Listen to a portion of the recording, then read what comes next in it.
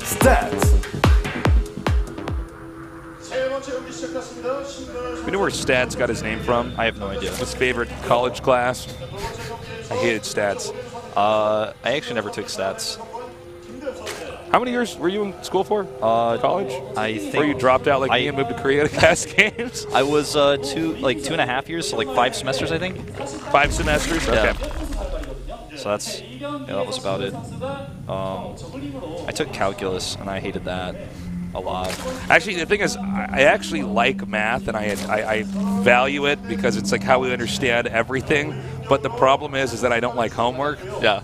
You know? So, exactly. Whoa, look out! Whoa, that was pretty quick reaction there. That was upgraded bro speed right there. Baby is not amused, meanwhile.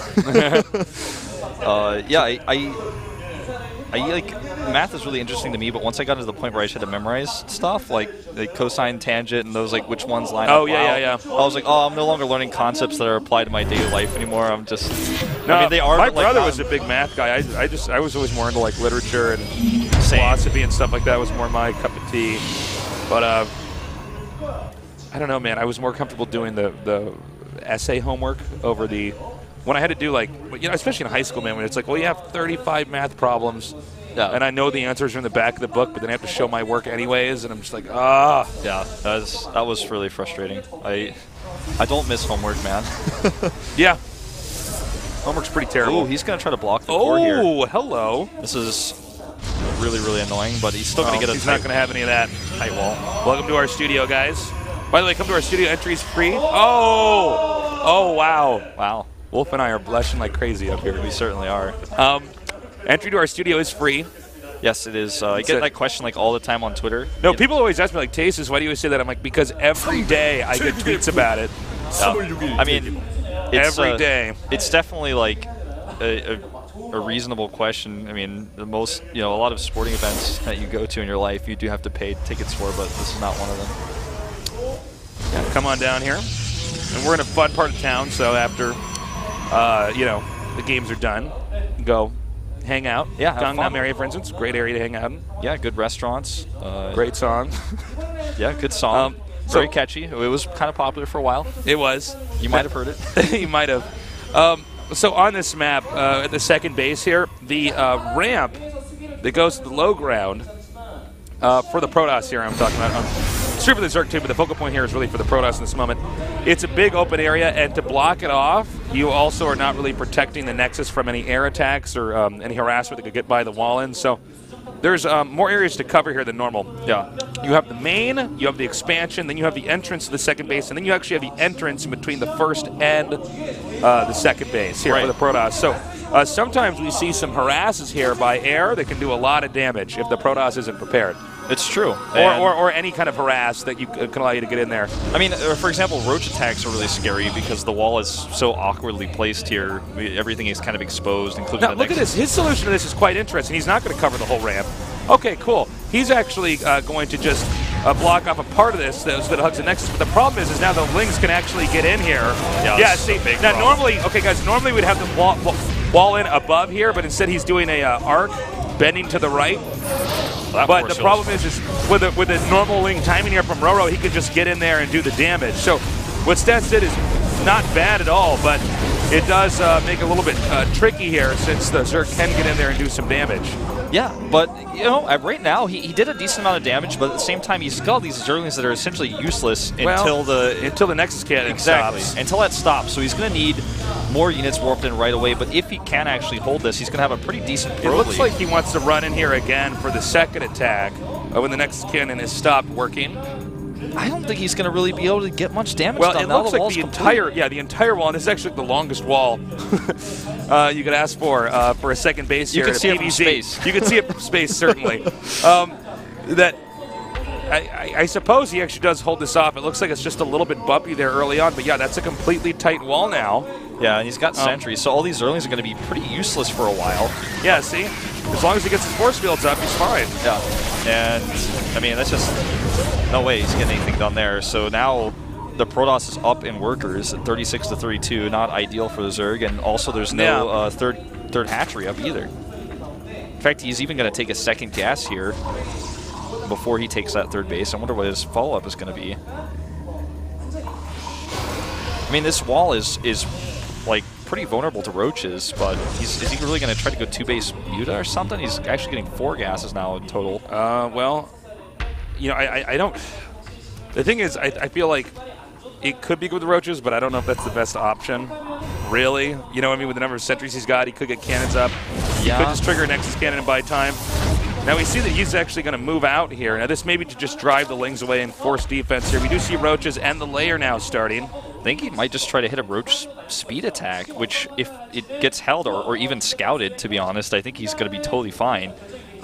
He's got so many sentries, you can easily send a hallucination scout over there to see what sort of composition he's up against, see that there's no third base. Taking this, on the other hand, is not going to be... Well, this might not be good for stats here because this timing attack that could come up here for RorO, I mean, he would much prefer to hit a third base like this than hit the front of the second base. But now RorO taking a third of his own. Let's see how much he commits to this. Yeah, he might just use that to produce a lot. Yeah. I mean, attacking units, it depends. He's got 45 drones to 46 probes.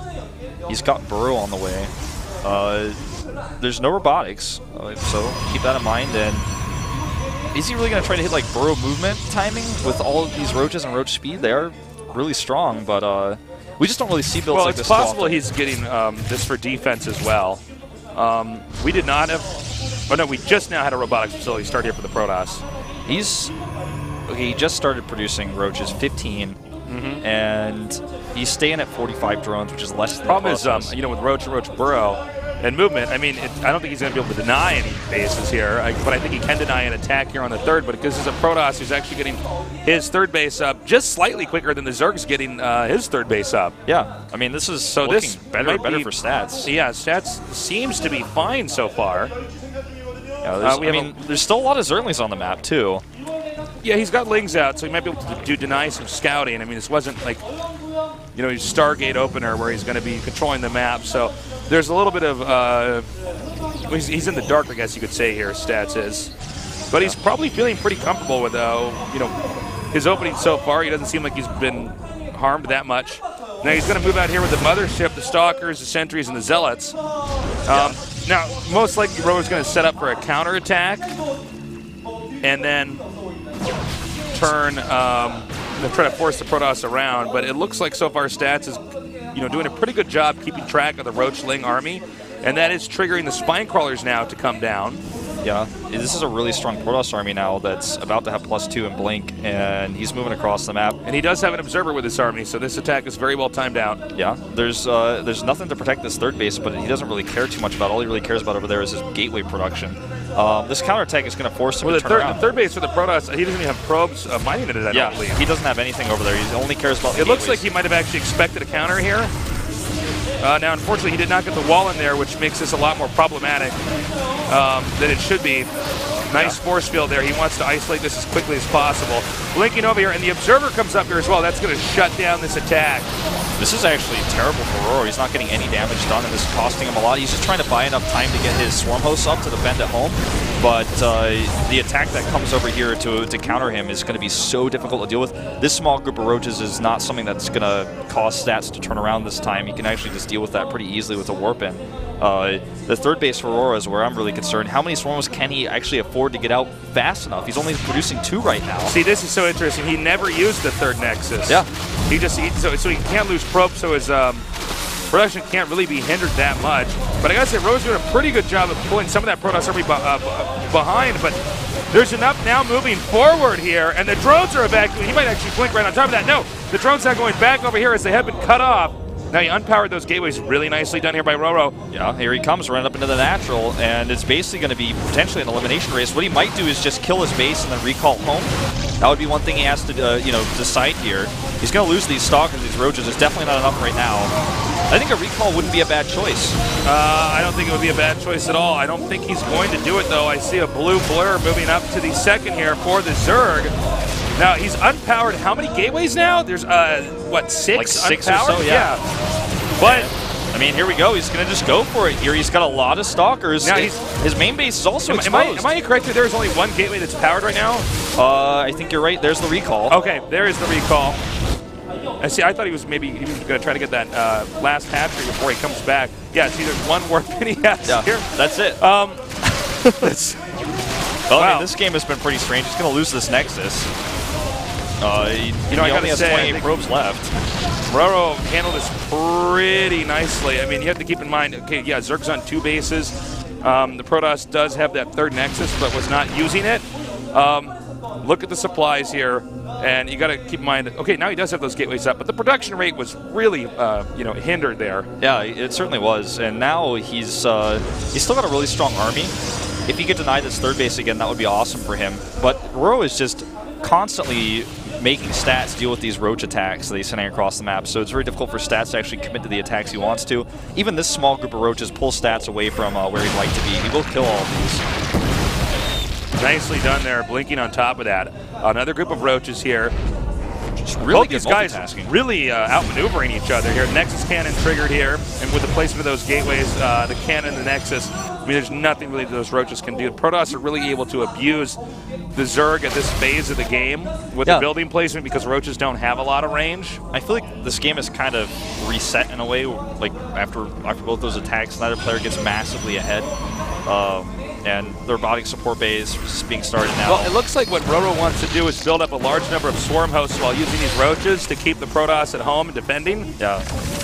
And when you keep in mind, there's so many important units that come out of the robotics facility that, to be totally honest, I mean, this is a moment where Protoss would like to get, like, maybe Immortals or a Warp Prism to push forward, or Colossi. He's almost got that production up yet, but to pressure him into making more observers here when to chase around these roaches is a bit frustrating.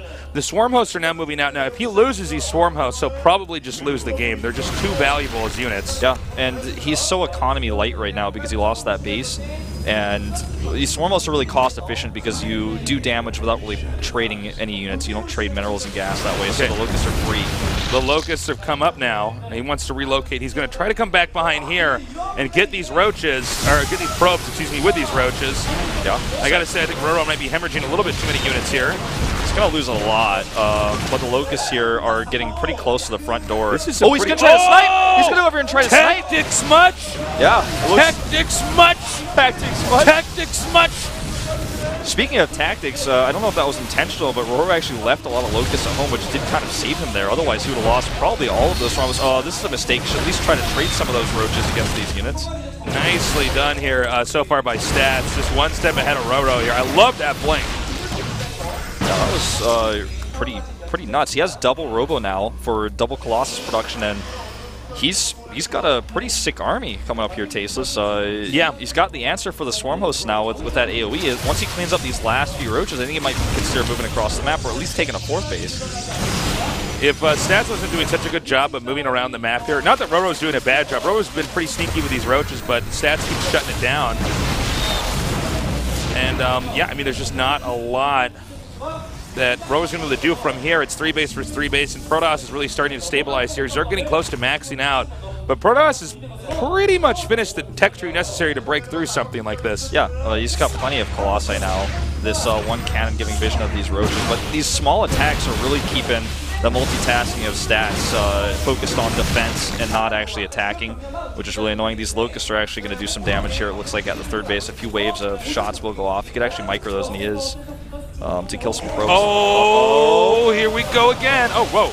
I was like, did those swarm hosts just spawn roaches? Yeah, he's actually like... I gotta get David Kim on my speed dial right now, man. The swarm hosts are spawning roaches, man. This is crazy. Well, you know what? I feel like the way we're seeing RorO play swarm hosts, he usually plays swarm hosts in this matchup, but he's playing it so carefully. He's like got roach bodyguards for his swarm hosts. He's got a few of them rallying their locusts on top of themselves to defend themselves.